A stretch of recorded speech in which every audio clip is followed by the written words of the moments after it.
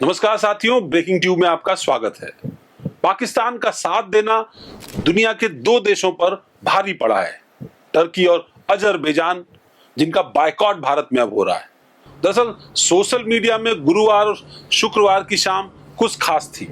Boycott Turkey Azerbaijan top trend में था।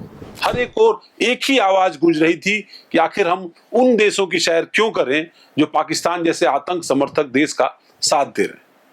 दरअसल भारत और पाकिस्तान के बीच बढ़ते तनाव के बीच दो देशों टर्की और अजरबैजान चर्चा में आ गए। वजह बहुत साफ थी, दोनों देशों ने पाकिस्तान के समर्थन में बयान दे दिया था। और फिर क्या था, भारतीयों का गुस्सा सोशल मीडिया पर फूट पड़ा। सोशल मीडिया पर एक यूजर ने लिखा कि 2024 में 2,40,000 भारतीय अजरबैजान के दौरे पर गए और 3,30,000 भारतीय टर्की घूमने गए।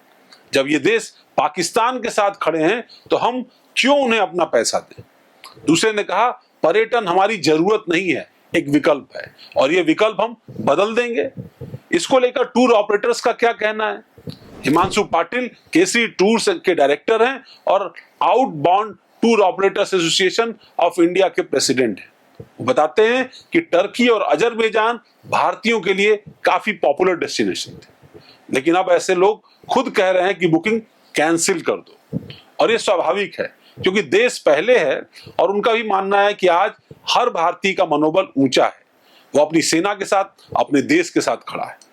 ऐसे में जो भी देश पाकिस्तान का साथ देगा वो भारतीयों की नजर में विरोधी ही माना जाएगा। और यही बात टर्की और अजरबैजान को झेलनी पड़ रही है। इधर गोवा से भी कड़ी प्रतिक्रियाएं सामने आ रही हैं। सिद्धार्थ बकारिया, जो गोवा विलाज और गो होम स्टेज के फाउंडर हैं, उनका कहना है कि अब टर्की के नागरिकों को गोवा में ठहरने की सुविधा भी नहीं देंगे।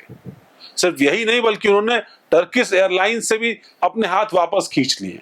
उनका कहना है कि जब टर्की खुलेआम पाकिस्तान का समर्थन कर रहा है तो हम उसके साथ किसी भी तरह का साझेदारी नहीं रखेंगे। पाकिस्तान भारत पर कई बार हमला कर चुका है और हम किसी भी हाल में समझौता नहीं करने वाले। आपको जानकर हैरानी होगी कि 2023 में टर्की में 6.22 करोड़ टूरिस्ट पहुंचे थे। इनमें भारतीयों की संख्या 20% से भी ज्यादा उनमें बढ़ोतरी दर्ज की गई। अजरबैजान में जनवरी 2024 में ही 17,000 से ज्यादा भारतीय पर्यटक गए, जो किसी एक महीने में अब तक की सबसे बड़ी संख्या थी। भारतीय वहां जा रहे थे, शादी समारोह कर रहे थे, कॉर्पोरेट इवेंट्स वहां हो रहे थे, इंस्टाग्राम फेम डेस्टिनेशन के लिए वहां पर कॉन्फ्रेंसेस और कार्यक्रम हो रहे थे।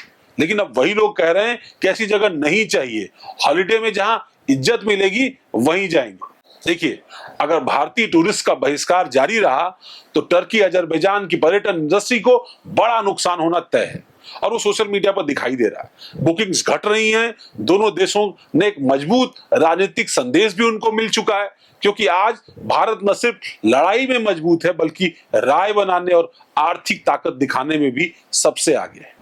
अब भारत के tourist Vietnam, Serbia, Indonesia, Malaysia जैसे विकल्प खोज रहे हैं, जहां खूबसूरती भी है और भारत के खिलाफ कोई बयानबाजी भी नहीं करता। तो इसका मतलब बहुत साफ है, हम घूमेंगे लेकिन वहीं जहां भारत का सम्मान होगा। इस पूरी कवायद का मैसेज बहुत साफ था। मामला सरहद का है तो हर भारतीय एक सिपाही बन जाता है, चाहे वो सोशल मीडिया हो या ट्रैवल एजेंसी पर।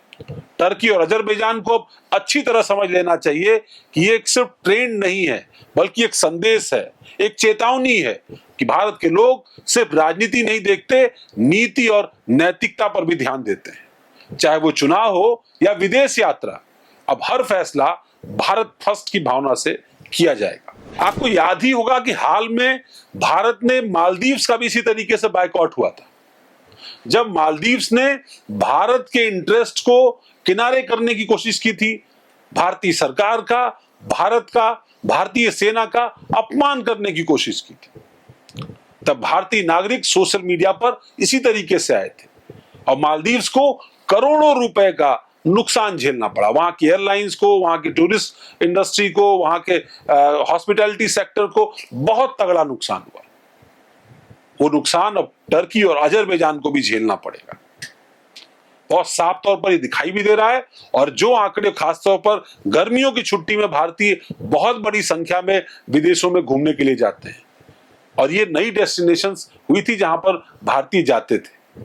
सोशल मीडिया पर जिस तरह से गुस्सा उभर कर सामने आ रहा है, बहुत साफ तरीके से दिखाई दे रहा है कि इन दोनों देशों को बड़े पैमाने पर नुकसान होने जा रहा है और ये नुकसान का आंकड़ा सैकड़ों करोड़ रुपए में हो सकता है, जिसकी भरपाई नहीं हो सकती। भारत की सरकार को किस तरीके से इस मामले पर इन दोनों देशों के साथ डिप्लोमेटिकली डील करना है, ये तो भारत सरकार जाने, लेकिन भारत का आम नागरिक आज अजरबैजान और टर्की के खिलाफ खड़ा हो गया। आपको हमारी ये पेशकश कैसी लगी हमें जरूर बताइएगा। ब्रेकिंग ट्यूब देखने के लिए आप सभी का बहुत सारा धन्यवाद, क्योंकि आप देख रहे हैं, लाइक्स कर रहे हैं, कमेंट्स कर रहे हैं, तो हमारा हौसला बढ़ रहा है। हम कोशिश करेंगे कि इसी तरीके से आज से जुड़ी हुई, कल से जुड़ी हुई और आने वाले कल से जुड़ी हुई खबरें आप तक लेकर के आए, जिनसे सीधा आपका सरोकार।